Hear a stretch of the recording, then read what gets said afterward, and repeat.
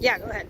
So what you're looking at in the foreground, the big black pontoons support some wire cages, and you can see the wire cages empty off to the right at the end of that line there. And so those wire cages will hold shellfish bags, and the oysters hang out in the shellfish bags. Every week or 2 weeks, the farmer will come along and they'll flip the oysters so that the oysters are up in the air, and leave them there for a day or two, and that lets the sun and the wind kind of dry off any of the biofouling, the mussels or the seaweed that grows on there.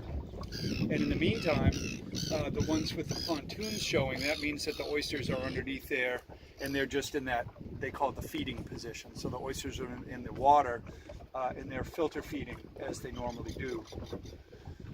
In the background, you can see a line of, they're a little bit hard to see, but you can see some black plastic floats, and those floats are attached to shellfish bags. And so those keep the oysters up at the surface where it's nice and warm and where it's easy to reach the oysters.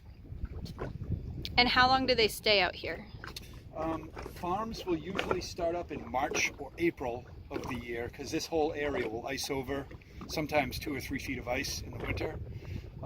And we'll go through November, early December time. And then all of the surface gear that you see here will either get sunk to the bottom, or sometimes oysters get put into cold storage for the winter time as well.